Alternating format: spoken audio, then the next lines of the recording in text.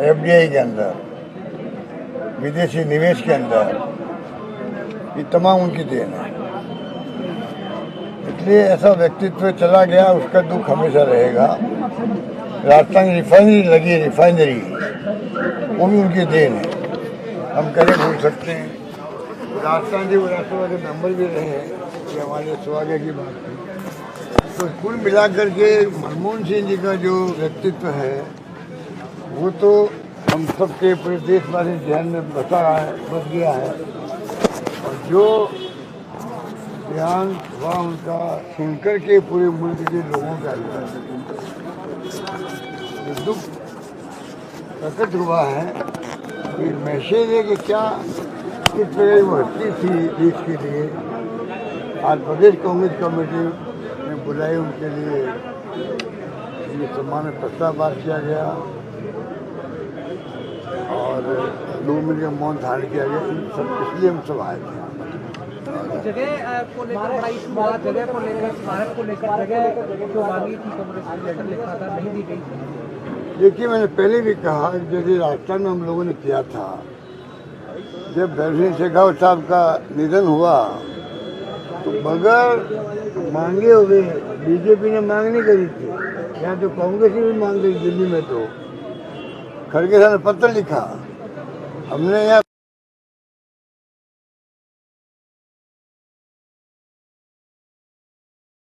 उनके परिवार वालों से बातचीत हुई, जगह दी, उनके लिए अलग से दाह संस्कार किया और स्मारक बना दिया। तो उपराष्ट्रपति पहले बने थे देश की आज़ादी के बाद में राजस्थान के, जो लंबे समय तो राजनीति भी करी यहाँ पर। अगर इंडिया गवर्नमेंट आगे आकर के खुद ही आगे आकर के उनके लिए स्मारक कहाँ बनेगा, कहाँ दाह संस्कार होगा, ये तय कर देती तो ये कंट्रोवर्सी पैदा नहीं होती। पहला प्रधानमंत्री रहा हुआ व्यक्ति है जिनका दाह संस्कार वहाँ किया है, जहाँ पे क्या नाम है, निगम बोध घाट पे किया। पहला प्रधानमंत्री रहे हुए एक्स-पीएम का निगम बोध घाट पे दाह संस्कार हुआ है। क्या जरूरत पड़ी, बता दीजिए। ये जो है सोच, इससे बहुत रिएक्शन, पूरे देश के अंदर रिएक्शन है इसका, पूरे मुल्क में रिएक्शन है कि आपने जो एक अलग तरह की पर्सनैलिटी थी, मैं तो समझता हूँ एक महापुरुष के रूप में वो स्थापित हो गए देश के अंदर, उनका दाह संस्कार आपने इस छोड़ के खत्म आपने किया।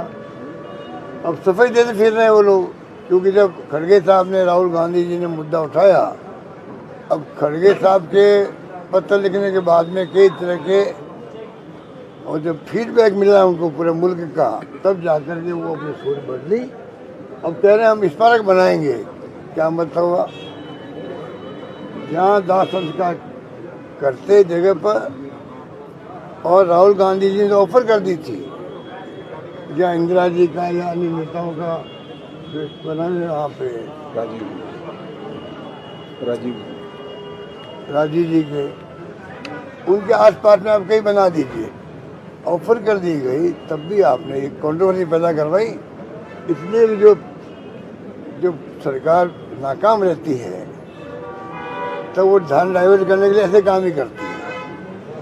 अभी देखिए राजस्थान के अंदर 1 साल में ऐसी निकम्मी नाकारा सरकार रही है, कोई काम किए नहीं है। क्या पता है उपलब्धि है, 1 साल की उपलब्धि है, जिनको पूछे एक बताइए आपकी 1 साल में उपलब्धि क्या क्या है, नहीं बता पाए। 1 साल के बाद 9 जिलों को समाप्त कर दिया, जिससे किसी में बहस चलती रहे, इनको कोई पूछे नहीं कि आपकी 1 साल की उपलब्धि क्या है। तो ये इनकी चाल है बीजेपी वालों की। Thank you. आगे देखिए सर, पूर्व प्रधानमंत्री स्वर्गीय डॉक्टर मनमोहन सिंह जी की आज शोक सभा आयोजित की गई, श्रद्धांजलि सबके द्वारा दी गई, एक शोक प्रस्ताव भी पढ़ा गया। डॉक्टर मनमोहन सिंह जी देश और दुनिया में उनका नाम है, उनके अपने काम की वजह से, उनके स्वभाव, उनका जो व्यक्तित्व था, 10 साल वो देश के प्रधानमंत्री रहे, उन्होंने पूरे विश्व में भारत को नंबर 1 बनाने का काम किया। और डॉक्टर मनमोहन सिंह जी ने जो आर्थिक उदारीकरण के जो योजनाएं और जिस प्रकार से उन्होंने काम किया, पूरा विश्व मंदी के दौर से गुजर रहा था, लेकिन हिंदुस्तान पे उसका फर्क नहीं पड़ा। आज हर बच्चा ये बात कहता है कि मनमोहन सिंह जी 10 साल में थे, तब हम आज हिंदुस्तान इस स्थिति में बना हुआ है, वरना उस टाइम हम लोग आर्थिक मंदी की चपेट में आ जाते। मनरेगा हो, काम का अधिकार दिया, शिक्षा का अनिवार्य कानून, राइट टू फूड, 72,000 किसानों के कर्जे माफ, एक गरीब को, पिछड़े को, दलित को, किसान को, छोटे व्यापारी को कैसे ऊपर उठाया जा सके, गरीबी रेखा से लोगों को कैसे ज्यादा से ज्यादा निकाला जा सके, और प्रति व्यक्ति आमदनी कैसे बढ़े, हर वर्ग कैसे खुशहाल रहे और देश कैसे प्रगति करे, इस दिशा में उन्होंने 10 साल काम किया। आज लोग तुलना कर रहे हैं कि मनमोहन सिंह जी का जो काम, उनके जो कानून और उनकी जो फ्लैगशिप योजनाएं किस प्रकार की थी, और 10 साल से मोदी जी हैं, नोटबंदी, किसानों के लिए 3 काले कानून, और पता नहीं कितने किस तरीके से किसानों को, जो मनमोहन सिंह जी 72,000 करोड़ रुपए कर्जा माफ करके संबल दे रहा है, वहां आज 3 साल से किसान सड़कों पे रो रहे हैं।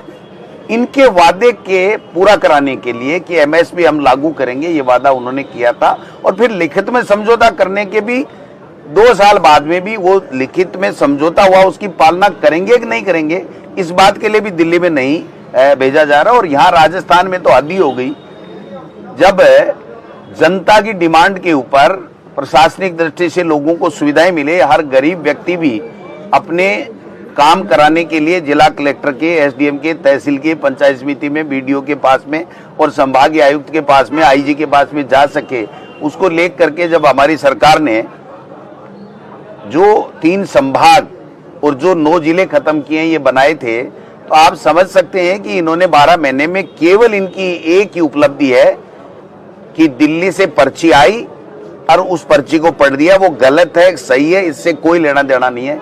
मैं मांग करूंगा आज मीडिया के माध्यम से मुख्यमंत्री जी को कि वो अपनी तरफ से किसी को भी डेपुट करें, हम हमारे कांग्रेस पार्टी की तरफ से डेपुट कर देंगे। आप बताएं कि आपकी ये जो कमेटी थी उसमें क्या मापदंड थे, और हमारी कमेटी में हम बताएंगे कि क्या मापदंड थे। हमारी कमेटी ने पूरी तरीके से सही मापदंड मान करके जनता की जो इच्छा थी, जनता की जो मांग थी, उसके मुताबिक काम किया। और आपने एक बीजेपी के कार्यकर्ता को, ललित के पवार बीजेपी ज्वाइन कर चुके, बीजेपी के कार्यकर्ता से ये 9 जिले और 3 संभाग खत्म करा दिए। आपको थोड़ी, और वो भी ऐसी डेट ले ली कि 1 तारीख से फिर जनगणना के कारण से भारत सरकार की रोक रहेगी, ना आप कोर्ट में जा सकते हो और आप 2 साल कुछ बात भी नहीं कर सकते हो। तो इससे बड़ा अन्याय क्या हो सकता है? अगर उनको कहीं लग रहा था कि हमारे जिले में किसी सीमा को इधर उधर करना है, किसी तहसील को निकालना है, किसी पंचायत को निकालना है, किसी राजस्व गांव को निकालना है, तो वो कर सकते थे, उनके पास में 12 महीने थे। आज आप समझ सकते हो कि किस प्रकार से लोगों में एक एसपी से कोई बात हो जाती, कोई न्याय नहीं मिलती, तो आईजी के यहाँ हमारे जैसे सीकर में चला जाता, बांसवाड़ा में चला जाता। तो ये सारी चीजें 12 महीने में इन्होंने कुछ नहीं किया। सड़क और सदन के अंदर कांग्रेस पार्टी आम जनता के हितों के लिए, उनके साथ में जो इस सरकार ने, पर्ची सरकार ने जो कुठाराघात किया है, उसके साथ आंदोलन भी करेंगे, उसके साथ कंधे से कंधे मिला के लड़ाई लड़ेंगे और इनको झुका के रहेंगे, ये मैं कहना चाहता हूँ। Thank you. सारे पानी झुका के रहेंगे। उसके अलावा जो आज अधिक आधारित जो सोनिया जी ने, मनमोहन सिंह ने कानून बनाया ना, बहुत बड़ा काम है। हाँ, तो मैं आप बात करें तो ना,